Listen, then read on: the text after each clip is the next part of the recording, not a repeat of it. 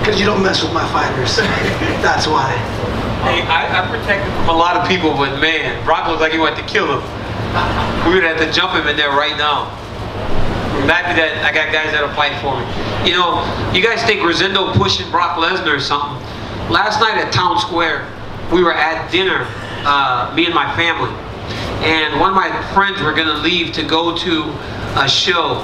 And they wouldn't let him out of the restaurant because they said it was an active shooter in the area. So we're all on the ground with our kids and my whole family. We're like 60 people in there.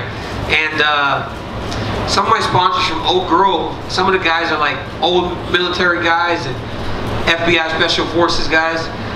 Bob Cook and Rosendo Sanchez, these guys, they ran towards where the shooters were because they said that they had a lot of them and they would have a chance to try to stop the person before they got to hurting anybody else.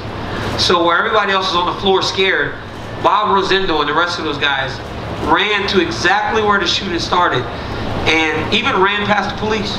The police were there. They ran past the police into this arcade where the guy dropped his gun or something. So they, those guys will go out there and protect not only me, but my family. And that's more important than anything. So I got guys that work for me and fight for me in the gym, but they care about my family, my wife and kids more than anything. And that showed last night that they're real true friends. Where was that? It was at the Town Square. Yeah, the Town Square last night.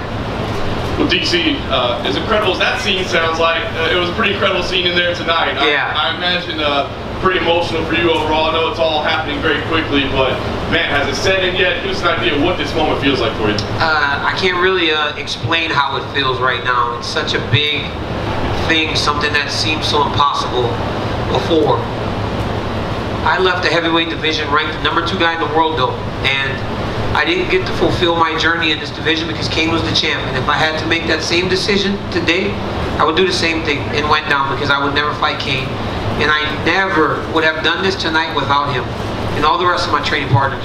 But he's been, what Velasquez has been to me is unbelievable. It's unmatched that he showed me that becoming a champion was possible because he's the first guy from AK to do it. And told me on numerous occasions that there was no way I could lose this fight tonight. Trained with me tirelessly, put himself on the line, and I really appreciate him for it. He's a great friend. I love that guy. Can you talk about how you felt coming in tonight? Because Dana was here a little earlier, and he said, you know, you were having some back issues in camp, and then he said that, you know, you told us you were fine after the fall. He said, yeah, but you had a little bit of leg issue, you know. Yeah. And now we see your hand wrapped up there as well, which obviously might have happened in the fight. But how banged up were you? How were you feeling coming into tonight? You know, early in the fight camp, it was the extra weight, right? I usually train about 230, but I was training like 245, 250. So the extra weight was having a toll on my body. Trying to train as I want to and carry the extra weight, it was very difficult. And early I hurt myself and I was out. I called Dana. I was supposed to do an EA Sports deal, and I was like, yo, my back is out, I can't even get off the couch. And so I stayed home, and he was like calling me, like, how are you feeling? I was like, just give me a few days, I'll get in the hyperbaric chamber and I'll get back to work. My leg, I fell, I hurt my leg, I had a scratch, it was a little swollen, but whatever, you know, I'm a fighter, man, I'm a grinder. I'll get through whatever I can. I'm 39 years old. Things start to hurt a little bit more as you age. You guys ever think about, like, I'm 39 years old and I just did this. This is the craziest thing in the world. Can you talk about how the fight was playing out in your mind? Because, I mean, obviously he's a big guy and hits hard. He was having some success as well. Yeah, you know, when we fight, we try to get the guy's timing. So that's kind of what I was doing, like seeing how he hit, seeing how fast he was and everything. And you know, he took me down and he tried to punch me and I was getting up, and you know, it all hurts. You know, Stipe's a big, strong guy. He's a great champion, but it wasn't anything abnormal. You know, like I was like, wow, he hits hard, but not abnormally hard. So when I figured that out, and I kind of got a bit of his timing and kind of figured that it wasn't going to be one punch that kind of slept me, I was like, okay, now I can start to go forward, march into him and try to get into the clinch. And that's what I started doing, and I started having success there, you know, hitting him with the jab and hitting him with a couple right hands. And then early in the fight we got into a clinch position, and you guys know one of my favorite positions is a collar tie and uppercuts. Well, I'm sure they planned for that, but Rosendo and I have been working on going collar tie, uppercut, and then following it with a right hook. And so after the first one, I think he tried to block the uppercut, but the right hook was coming, and it landed beautifully. Last thing for me, I mean, you put this deadline on your career, but you told Fox that, hey, you might want to defend the light heavyweight title. Dana said he's okay with that plan, while you wait for Brock to be eligible. So lay out for us. I mean, I know this just happened and you're enjoying the moment, but lay out for us the fights that are going to happen for you to close your career. I'm going to take some time first. I'm going to spend some time with my wife, Selena, and my kids, and we're going to do something and hang out a little bit, and then we'll decide. But I'm at a point now where it's going to be very difficult to fight a Curtis Blades or a, I don't even know who's coming up at 205, to be honest with you. I don't really know who. Maybe Gustafsson fights well in August, but last time Gustafsson and I fought, we made no money. Like, he's got all these fans, but nobody buys pay-per-view. So it's weird. I was like, do you want to go to war? It makes so much less money. I mean, I fight Brock Lesnar, I'm getting paid. So I want to fight fights that make sense. So this guy's going to have to do something very special to earn a fight for the 205-pound belt, and I'll do it. I'll go down and fight and wait for Brock. So if I fought again around November, I can fight again around March and be done. Do you see it right here? Can you just describe the scene in the octagon there with Brock, how that all unfolded? How aware were you that he was going to be cage side? Did you only notice after the fight? No, it was weird because like I run sprints before every fight. We go out, we find a hallway, and I just bust out as many sprints as I can to get my heart rate up. As I was walking back into the arena, I see Brock Lesnar walking behind me, so I'm like, oh, what's Brock Lesnar doing here? Kind of like, oh, okay. Then, when I'm in the octagon waiting for Stipe, he was standing there kind of grimacing, like smirking at me. So I was like, oh, well, I guess Brock Lesnar's here to pick a fight. And so I called him out. I've been knowing him for a long time. I told him I wanted to kick his butt. And I will kick his butt when we fight. Yeah, and Dana mentioned that a little bit, that you guys have a history. Can you just describe your history? I've known Brock since 1997. That's why when he pushed me like that, it was very odd. I was like, yo. I saw Marty Morgan out there. You've seen Marty's. Last time I saw Marty, Brock was getting his face bashed in by King Velasquez. I was like, wow, Marty, you guys are back. Like, they're back in the game, and I've known Brock and I wrestled in the 1998 junior college finals together. I was 197, he was the heavyweight champ. Then, when he was at Minnesota, I was at Oklahoma State, so we wrestled each other twice a year in dual meets. Not against each other, but the teams wrestled each other. And then when Brock was wrestling in WWE, he was always great to me and my family. We'd go to the matches, he'd take pictures with my kids, and I guess when you step in the octagon, like your emotions are raised a little bit. And Brock pushed me, and then Rosendo pushed him, which was absolutely crazy.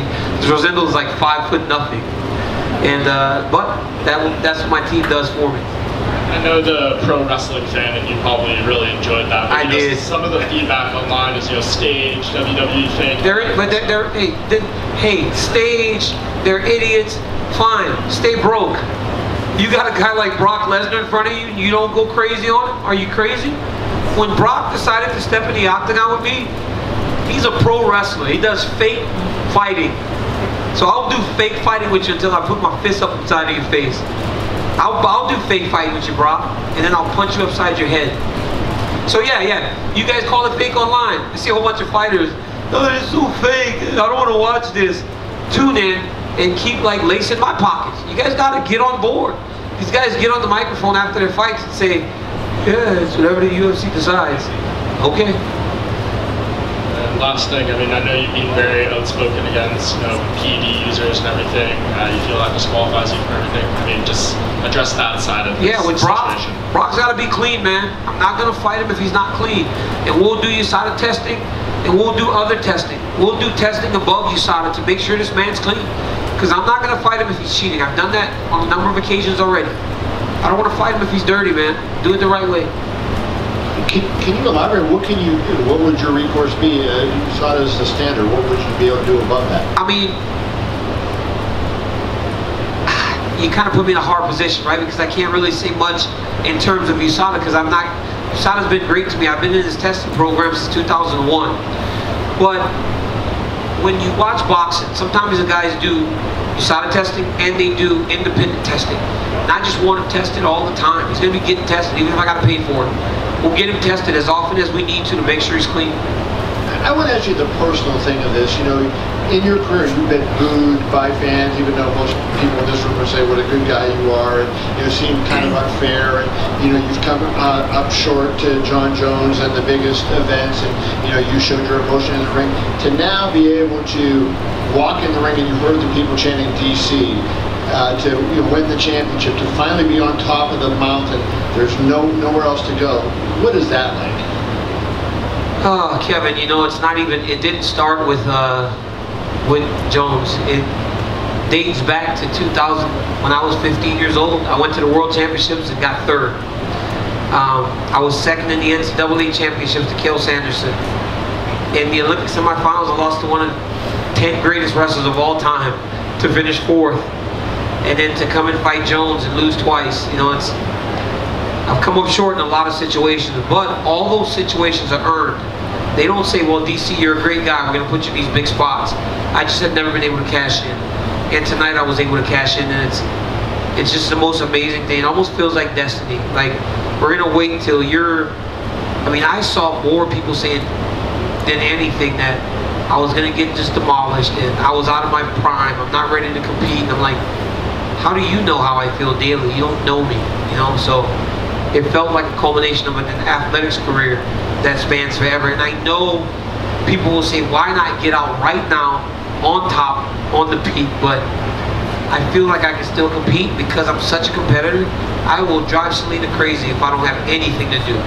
I'm home at like 2 weeks after the fight. She's like, go to the gym, because I'm like wrestling with hers. Is there a chance, I asked Dana this question, but is there a chance that you would stay on beyond March if, let's say for the sake of argument, you defend the light heavyweight title and you're successful against Brock sometime next year, and then that other guy that's out is ready to fight at heavyweight, would you consider another fight with him? I mean, I would if he's around, but I don't know if he's going to be around. But honestly, at this point, does he even deserve it? You know, all these fights, and I hold the cards now. You may have won the fights, but I hold the cards. I'm the one that competed. I'm the one that went up and did something that you were not going to do. You know, I went and fought the baddest man on the planet, the most successful heavyweight champion of all time, a great guy, a great champion, a guy that does everything the right way, and I won. So I don't know. I don't know if that's going to happen. And I will end with this. You know, you talked before the fight about potentially being the greatest fighter of all time, and you know, Mighty Mouse will be in that conversation. George St. Pierre, and of course you and John. John never actually lost in the octagon. I know you say his fight last year disqualified him, but he beat you in 2015 when he did not have that issue. You saw I wasn't around yet, just to be okay. And I guess to end that question though, do you feel the need then to have a win over him so you can make that argument? That I think that with this, I don't need him. Look, this tonight, right? For everyone that said you're a fake champion, you're not a real champion, can't question this one, right? You may question that light heavyweight title, you can question it to the grave, but I have something completely separate from him, and I'm very grateful for it, because everything was tied to that guy. No matter how much I beat everybody up, it was always, well, you lost to Jones. Now, in this heavyweight division, a division that I never got to compete in and complete my journey in, I went and I completed and became the champ. So, I'm a champion. Now, I'm one of the greatest fighters of all time. And you're right, I love DJ and I love GSP. And it's going to be one of the three of us. Daniel, to your left. You know, you've accomplished so much at light heavyweight, as a light heavyweight champion. In a way, it sometimes kind of overshadowed all your accomplishments at heavyweight just a few years back. Undefeated, never lost a round, beat a who's who of heavyweight contenders, champion in another organization. Now that you're the heavyweight champion as well, do you think that, let's say you defended the heavyweight title a couple of times, that there could actually be a debate about were you a greater heavyweight or a greater light heavyweight? Could kind of bring that back into focus. I think now when you get two championships, people are going to question that regardless. Like, I mean, at 205, we never saw starching guys like this, not at this level, you know, and you know, I always gonna, the fact that you're in the conversation and people are talking about you is what you want, you know, you just don't want to be a person that people aren't indifferent about, you know. As long as they're talking, I'm happy. And just my quick follow-up to that, because I know you have commented leading up to this fight about the GOAT conversation, the greatest of all time. It seems like it's definitely a bullet point in your favor that you're part of two conversations now. Yeah. And the other guys that we talk about in that context are not really talked about that way, where we compare them in two simultaneous divisions. Do you Yeah, agree? well, that's a big honor for me to separate myself from some of the greatest fighters of all time. It is a massive, massive honor. Only Conor McGregor did it at the same exact time. It's a big deal, you know. It's a big deal, and I'm very excited about it. DC, right here. You said you hold the cards now, holding the two belts, and do you envision? I mean, you got Lesnar next. Dana White says you got Lesnar next. Do you envision a rematch with Stipe one day? Stipe is such a great fighter that he may go and just knock everybody else again and find himself right back in the same position. Not many guys can beat him. This result tonight changes nothing about Stipe Miocic. He's a true champion in every sense of the word, and he's got a beautiful wife at home. They're about to have their first kid, and I wish him nothing but luck when he comes back. But he may find himself back in that position. It just has to be before March 20th, 2019.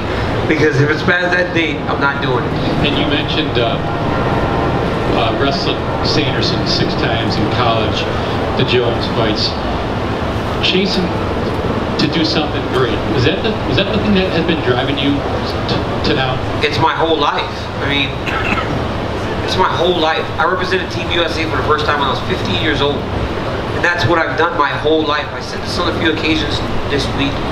I've lived in these moments, you know, these big fights, big stages for wrestling, big sports moments, and I just try to I just really try to do my best, to be honest with you. I get nervous, I get scared, I don't know if I'm gonna win. I just go out there and try to do my best and let the chips fall where they may. I'm gonna go out there and fight everybody. I'm not afraid of anybody. I feel like my skills match up with most people. And I'll just go fight. I'll just let it all fly. And that's what I do. And it's worked 21 out of 23 times. And I think that's a pretty good percentage. DC, to your left, you said that you saw Brock Lesnar, you weren't expecting him. So what do you think you would have said after the fight had Brock Lesnar not even been a part of the picture if he wasn't here tonight? Do you know what you would have said or what you were thinking of saying? Yeah, I would have said, Joe, I don't know, you know, and because I was feeling exactly that until I saw him. I was like, okay, I need to tell this guy something because he's obviously here for the fight, but just be forever grateful and thankful for the opportunities the UFC has given me. Thank Dana White and the fans that support me. I love them and tell them I appreciate them not giving up on me, even in my darkest moments. Say I love you to Selena, my son Daniel, and my daughter Marquita. Tell my mom and dad I love them, those types of things. So in essence, Brock Lesnar stopped me from crying in the octagon again.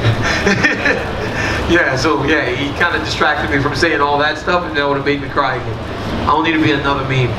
You say there's no other 205ers out there that are standing out to you to be next. And Volkov was here, he weighed in, so obviously he's thought of as a high contender. Won't fight him. Okay, and Not a big enough fight. Lewis got a win, wasn't the prettiest win, but... Not a big enough fight. So it's Lesnar and that's it? It's going to be Lesnar or a guy like Miocic, Jones, big fights. Does that mean you'll relinquish the light heavyweight belt sooner rather than later? If Gustafsson does something very special, I'll go fight him again. Because he's been acting like he won the first fight. Okay. Gustafsson can get it. Thank you. Okay. Daniel, DC, it was right here. Okay. It was great watching you celebrate with your team in the octagon. It was great watching you celebrate with your family. As we were walking over here, we saw your kids holding each one of your belts, which was a great visual. But have you had a chance to talk to Cain yet? Yeah. What was that like, and what did Cain say to you? Cain Velasquez was in the back because he always comes to the fights. He sits in the back with me warm up. He walks with me to the staging area when I go to walk to the octagon. He hugs me and then he turns around and he goes and he watches from the locker room. And when Jones was finishing me last year, he ran from the locker room and started yelling at John McCarthy because he thought he took too long to stop the fight. So he cares, man. He came to the back and he I don't want to like ruin the aura of Cain Velasquez, but he looked, he'd been crying a little bit. But he said he was so proud of me, and he knew I was gonna do it. And I told him thank you, because without him I never could. I mean, people think that people get a little sick of our relationship publicly, you know, PDA. But he's one of my best friends. He's one of the best people you could ever meet in your entire life, man. He is a great human being. It's unbelievable, and he was very proud of me today as he saw me when I walked into the gym 9.5 years ago. Like, wow, this is how far you've come. What does it mean right now? I mean, we've heard about him coming back. Is he close to a return? I mean, man, let me tell you something. The reason the fight was so easy today was because, again, for the last 8 weeks I've been getting beat up by Cain Velasquez. Still the best, man. He's the best heavyweight the UFC's ever seen. He does things that you just don't expect somebody to do. I mean, still, out of shape, he comes in there and he does 3-4 rounds with me. And I'm exhausted. He wrestles. He comes and he does the cardio bike with me, even though he has nothing on the horizon. He just wanted to make sure that I had the best opportunity to win this fight. So he helped prepare me for it. All right, last question. When Conor won the second belt, they had to go steal it from Tyron Woodley. Whose belt is the That's second mine. belt? I told Dana yesterday, make sure there's 2 at the arena. I had this great feeling that I was going to win this fight, and we got it done. You guys let me go? How exciting is it? I'm back here. Okay. Hi. How exciting is it for you as a WWE fan to, you know, even before you get to the fights, to like talk trash with the guy who's the champ over there? That's crazy. You know me, I love wrestling. Yeah, I watched WWE stuff this weekend. I watched WrestleMania back in the day. I love it, man. I think it's great. But look, Brock Lesnar is the champion of the WWE. So when he comes over here, there's no script. There's no Vince McMahon saying, DC, lay easy on the punches. There's no Braun Strowman that when Brock punches him hard on purpose isn't going to respond. The moment Brock Lesnar punches me, I'm going to get in his ass. And we're going to have him running across that octagon like a lot of those other dudes did. So he can be big and bad and tough right now. Once that cage door closes, he's going to have to answer for his words. And he's definitely going to have to answer for that shove. Could you see yourself appearing on some programming over there, maybe taking an F5 or hanging out with Vince? If they wanted me over there, I'd go over there. I'd go beat Brock in a wrestling match. Maybe they do us a shoot match. Put us in singlets and see who wins. Like go major decision him or something. Maybe pin him. DC, real quick. While I certainly would never want to get in the way of you getting a Lesnar payday that you would deserve, how do you explain the moral dilemma of saying Jones doesn't deserve the platform to speak for his failed test, but Brock would deserve a title shot right after failing a test? Maybe we're living in my world now, so I dictate the rules. So yeah, and plus I just really don't like Jones. So I'll never give him a platform. DC's here, you're right over here. Your hand is wrapped, I think you're also icing in the back. What's going on? I hurt my finger. I don't know. I really don't know what they're called, but it's the one right next to the thumb. I hit him, and once it was over, like I hurt my finger. I have to get an X-ray tomorrow, see what happens, but I'll be fine. In a lot of your fights, you push forward and you press, but you were kind of moving back up against the cage. Were you trying to bait him into the clinch to, like you explained earlier, that combination that you and Rosento have been working on? Yeah, I was trying to get him to come forward. Because if you watch early, he was kind of tentative too because he expected me to come forward. But then when he found some success, he started to press me. I got in the clinch, he threw me on the ground, I got up, he kind of held on me. I'm like, okay, use your energy to hold me. And then once I realized like the punches are hard but nothing crazy, then I started to go more into him. And that's when I'm at my best. And most guys will to, you know, Stipe's a great guy and I like him, but there's one habit that he has. Every time he gets out of the clinch, he leaves his hands low. Guys just don't put him in the clinch enough. So to Stipe Miocic as a friend, man, work on that clinch position because it's going to come into play again. Thanks. DC right here. I know the Brock fight is, of course, most likely next, but if you do indeed decide to go back down to 205 before retiring next March, how difficult do you think it would be to make that weight considering the weight you put on for this heavyweight title? I didn't put on any weight. This is what I weigh. You know, I weigh, I saw somebody say someone texted me on Twitter, you gained 40 pounds in 6 months. I'm like, no I didn't. I weigh 235 when I step in the octagon at 205 sometimes. I'm like 228 on fight night. The only time I weigh 205 is for about an hour on weigh-in day. I weigh 205 for an hour on weigh-in day. That's it. I cut weight until I can't cut weight anymore. Once I'm at 205.0, not 204.9, not anything less than 205. I go weigh in and then I start to put my fluids back in me. I don't have to be 205, I just have to weigh in at 205. I gain no weight. I weigh 245 naturally. Hey guys, thank you. You believe this shit? It's amazing, right? Fucking crazy.